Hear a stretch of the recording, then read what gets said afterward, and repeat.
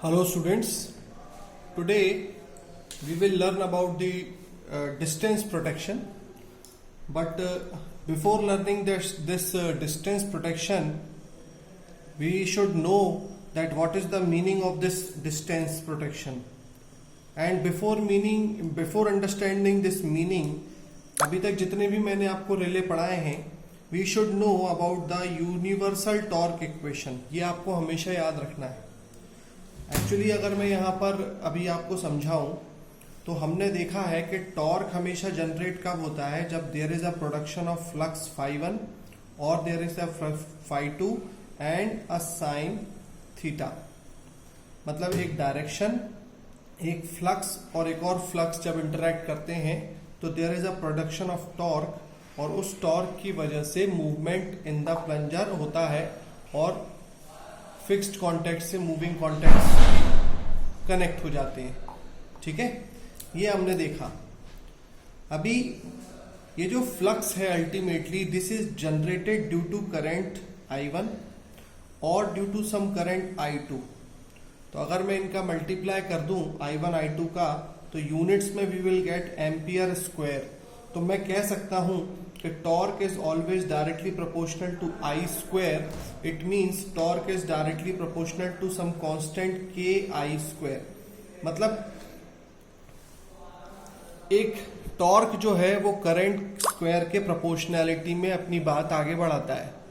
लेकिन ये जो करंट है I1 और I2 that can be due to some voltage also. This flux can be generated due to voltage also. So torque is directly proportional to some voltage square also, like this in the same way.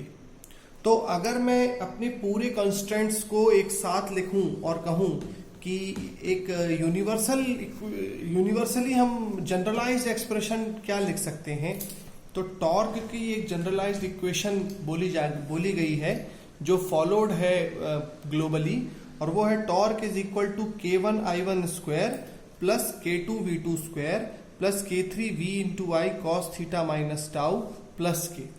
ठीक है, अब इसमें ये क्या है, this is for the current, ये वाला voltage के लिए, और ये K V I cos theta minus tau this is the for the direction. और जब चौथा टर्म आ रहा है मेरा प्लस के, मैंने लिया है स्प्रिंग कांस्टेंट। स्प्रिंग कांस्टेंट क्या बताता है, रिस्ट्रेनिंग फोर्स।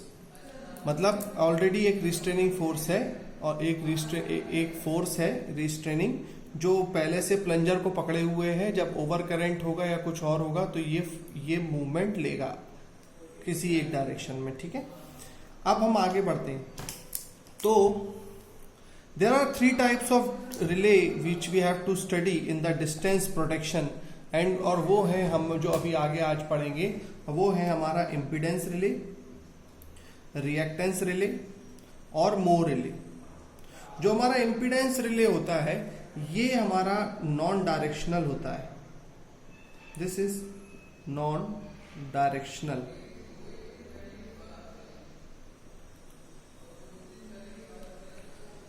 रिएक्टेंस रिले जो होता है this is also non directional.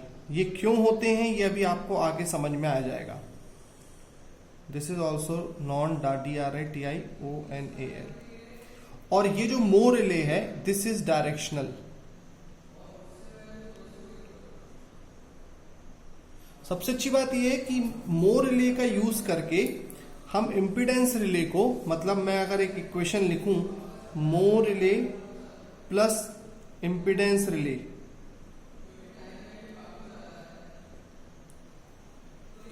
Will be equal to directional. ये डायरेक्शनल किया जा सकता है, ये आप समझ जाए। लेकिन एक डायरेक्शनल रिले को non directional relay, impedance relay के हम साथ लेके आएंगे तो उसको हम डायरेक्शनल रिले बना सकते हैं। लेकिन रिएक्टेंस रिले को मो रिले से मिला के हम डायरेक्शनल रिले नहीं बना पाएंगे। ये एक डिसएडवांटेज है, दिस वी विल स्टडी। अब हम बात करते हैं what is this impedance relay.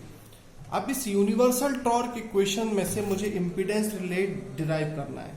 देखिए torque is equal to K1 I1 square plus K2 V2 square plus K3 V I cos theta minus tau plus K. इस torque equation में जब मैं बोलता हूं इम्पीडेंस की बात करूंगा तो मेरा जो फोर्स है, डिफ्लेक्टिंग फोर्स एफ डिफ्लेक्टिंग, वो डायरेक्टली प्रोपोर्शनल है करंट की वजह से, और जो अपोजिट फोर्स है जो मुझे मिलता है इसमें, वो मुझे मिलता है वोल्टेज, यानी फोर्स रिस्ट्रेनिंग जो है वो डायरेक्टली प्रोपोर्शनल टू रहता है वोल्टेज। और बाकी डायरेक्शनल ना होने के कारण ये वाला K3 जो है, इस मतलब K3 टर्म्स जो है वो जीरो हो जाएगी। मतलब K1 जो है वो यहाँ पे डायरेक्टली प्रोपोर्शनल टू करंट है, करंट एग्जिस्ट कर रहा है, मतलब यहाँ K1 is a constant for current. तो जब ये करंट के प्रोपोर्शनल है तो K1 की वैल्यू होगी पॉजिटिव, और ये रिस्ट्रेनिंग है, अपोजिट है, इसलिए K2 की वैल्यू हो जाएगी नेगेटिव। और क्योंकि डायरेक्शनल लेस है इसलिए मेरा ये वाला एलिमेंट K3 हो जाएगा जीरो, और K4 भी जीरो होगा क्योंकि जो रिस्ट्रेनिंग है, अपोजिशन है, वो वोल्टेज के कारण है।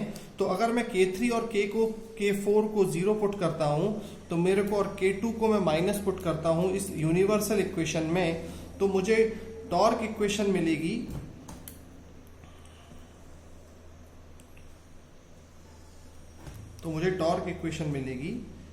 K1 I1 square minus K2 V square, I square minus K2 V square. ठीक है, तो आप लोगों ने देखा कि वोल्टेज जो है वो रिस्ट्रेनिंग का काम कर रहा है, ठीक है, और इसी वजह से, और ये एक ओवर करंट रिले है, करंट फोर्स लगाने का काम कर रहा है, तो इसीलिए इंपीडेंस रिले का एक और नाम होगा। देखो समझने की कोशिश करो, मैं सबके नाम एक काम करता हूं, लास्ट में बताता हूं, है ना।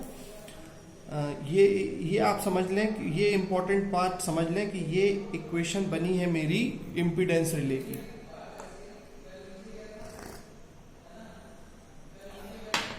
अब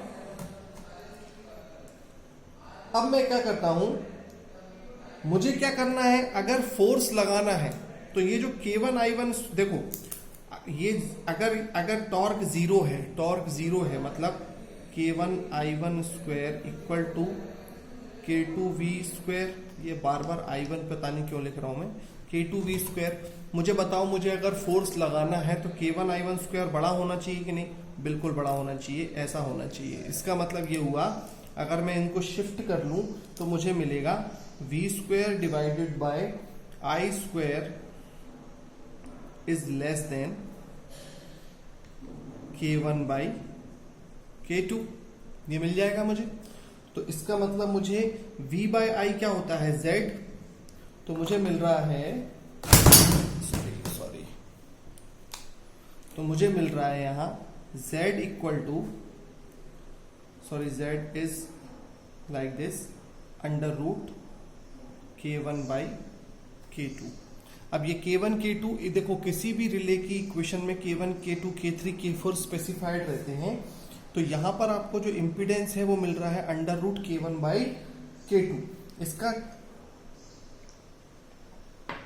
इसका मतलब ये हुआ कि जो मेरा Z है उसकी operating range under root K1 by K2 से कम अगर होगी तो ही वो ऑपरेट करेगा, वरना वो नहीं करेगा इंपीडेंस रिले। कहने का मतलब ये है कि सपोज करिए ये एक जनरेटर है, ये ट्रांसफार्मर हो गया, और ये एक ट्रांसमिशन लाइन है जो आगे तक जा रही है, और इस ट्रांसमिशन लाइन का इम्पीडेंस है, पूरी ट्रांसमिशन लाइन का इम्पीडेंस है ZL। और जो हमने एक रिले लगा रखा है यहाँ पर, सपोज कीजिए ये है हमारा impedance relay, this is impedance relay, जिसका इम्पीडेंस है Z। अब यहां कभी कोई फॉल्ट आता है, सपोज कीजिए if there is a fault at this point, तो जिस पॉइंट पर मेरा इम्पीडेंस रिले लगा है वहां से लेके वहां तक का इम्पीडेंस मान लीजिए आया ZF। ओके, अगर मेरा जो ZF है वो ZF अगर Z से कम है, मतलब जो मेरे इम्पीडेंस रिले Z की सेटिंग है उससे कम है, तो चाहे वो इस डायरेक्शन में हो चाहे वो इस डायरेक्शन में हो, तो मेरा ये रिले ऑपरेट करेगा। और अगर if ZF is greater than Z, मतलब इसकी Z की रीच से बाहर है, ओवर रीच है, तो फिर ये ऑपरेट नहीं करेगा। तो इसका मतलब ये है कि हमने ये देख लिया कि चारों तरफ ऑल डायरेक्शंस में ये ऑपरेट कर रहा है विद इन सम रेंज। तो इसका एक कैरेक्टरिस्टिक्स हम बना सकते हैं on the RX diagram, on the RX diagram. और वो कैरेक्टरिस्टिक्स आपको एग्जाम में आना चाहिए, और कई बार ये एक ऑब्जेक्टिव टाइप क्वेश्चंस में भी पूछा जाता है कि ये इसका एक कैरेक्टरिस्टिक है जिसमें ये है मेरा +R रेजिस्टेंस, ये है -R। -R का मतलब माइनस रेजिस्टेंस नहीं होता है, इसको RX डायग्राम बोलते हैं, मतलब रेजिस्टेंस ये -X ये +X, रेजिस्टेंस रिएक्टेंस डायग्राम, और इन दोनों का मिक्सचर होता है ये Z, this is Z at an angle of some theta. तो अगर जो इम्पीडेंस है वो इस सर्कल के अंदर है, फॉल्ट का जो इम्पीडेंस है, फॉल्ट इम्पीडेंस है, अगर वो इस सर्कल के अंदर है तो क्या होगा, दिस इज ऑपरेटिंग रीजन, यहां पर ऑपरेशन होगा, दिस इज ऑपरेटिंग रीजन।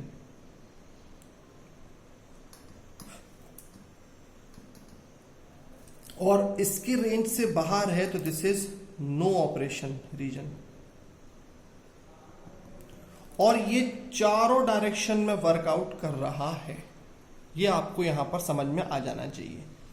तो इंपीडेंस रिले की क्या क्या जानकारी आपको रखनी है, एक कि इसमें K1I1 square minus K2V square इसकी इक्वेशन बनेगी। दूसरा, Z will be less then, मतलब जो इंपीडेंस की जो वैल्यू है that is should be less then √K1/K2, एक प्रिस्क्राइब्ड वैल्यू से अगर कम रहेगा Z तभी वो ऑपरेट होगा। तीसरा, on the RX diagram, on the RX diagram it is a circle, ये एक सर्कल है और ये जो सर्कल है ये इसका सेंटर है ओरिजिन।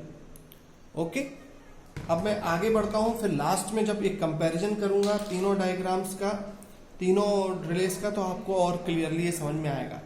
अब मैं इसको मिटा के अपनी बात करूंगा नेक्स्ट। इसका जो एक और नाम होता है वो मैंने अभी नहीं बताया है। अब मैं अपनी सेकंड बात करता हूं, दैट इज रिएक्टेंस रिले। इस रिएक्टेंस रिले की इक्वेशन क्या बनेगी वो देखते हैं। टॉर्क इज इक्वल टू होता है K1I1 square plus K2V square plus K3VI cos theta minus tau plus K4। ये है हमारी रिले की, जो अभी अब हम सेकंड वाला पढ़ रहे हैं उसकी इक्वेशन, जिसका नाम है रिएक्टेंस रिले। इस रिएक्टेंस रिले का क्या मतलब होता है स्टूडेंट्स? रिएक्टेंस रिले का मतलब होगा, इसमें हम इसको भी ओवर करंट रिले की कैटेगरी में रखेंगे, मतलब K1 will be equal to positive. अब की बार यहां पर K2 जो है, जो कि वोल्टेज है, that will be equal to 0 और K3 विल बी नेगेटिव, क्योंकि अब जो हमारा प्रोडक्शन ऑफ रिस्ट्रेनिंग है, क्योंकि ये वो K3 की वजह से आएगा, और जो K4 है दैट इज ऑल्सो 0। ओके, अब हम इसको सॉल्व करेंगे तो हमें मिलेगा torque is equal to K1I1 square minus K3VI cos theta minus tau. तो फिर से torque, for torque to be positive, इस टॉर्क को पॉजिटिव रखने के लिए हम क्या करेंगे, हमारा K1I1 square should be greater than K3VI cos theta minus tau, ये हो जाएगा। और इसके बाद हमें मिलेगा इसको हम K1 बाई K3 लिख लेते हैं, और I V square sine theta by I हो जाएगा, ये हो जाएगा V I upon I square, और ये हो जाएगा cos theta minus tau.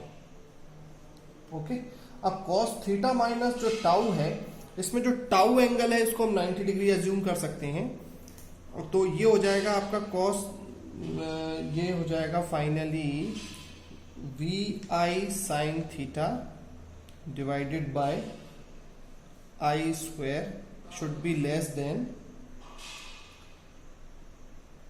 K1 by K3, ये हो जाएगा। तो I से I चला जाएगा, तो मुझे मिलेगा इसके आगे मैं यहाँ कर रहा हूँ स्टूडेंट्स, वी आई मुझे मिलेगा Z साइन थीटा बराबर, कैसे Z साइन थीटा कैसे मिला, वी आई से I कट गया, V बाई आई होता है Z, तो Z साइन थीटा बराबर नहीं is less than K1 by K3।